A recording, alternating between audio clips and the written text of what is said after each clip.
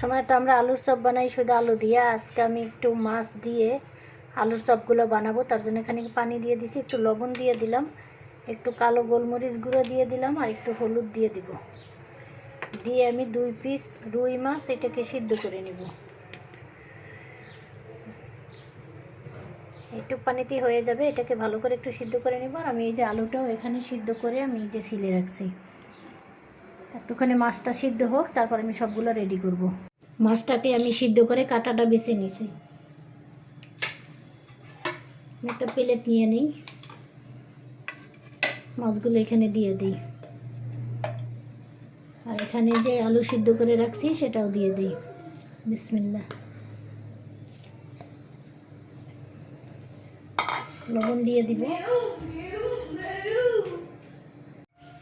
ধনিয়া পাতা কুচি দিব, আর এখানে দেবো শুকনো মরিচ গুঁড়ো করা। আমি কাঁচা মরিচ দিব না, শুকনো মরিচটা দিলে এটা একটু টেস্টটা ভালো আসে।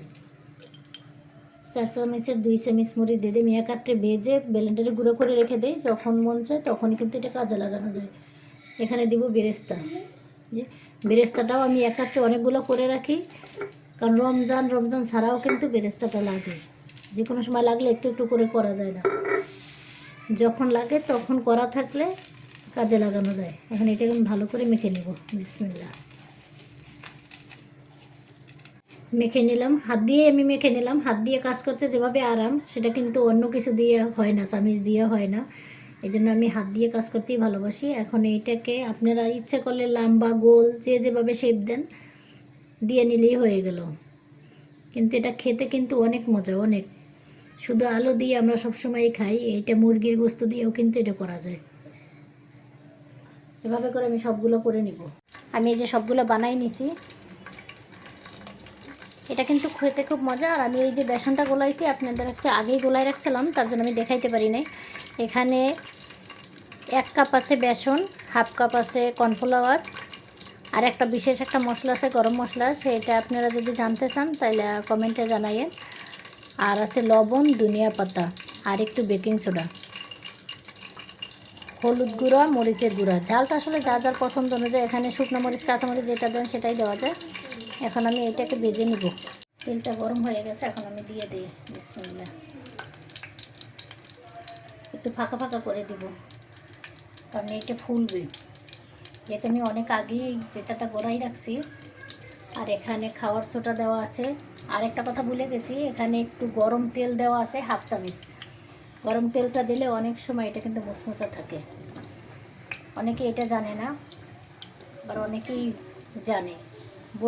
1 মিনিট হয়ে গেছে, এখন আমি এটাকে উল্টাই দিই। অনেক ফুলছে সুন্দর।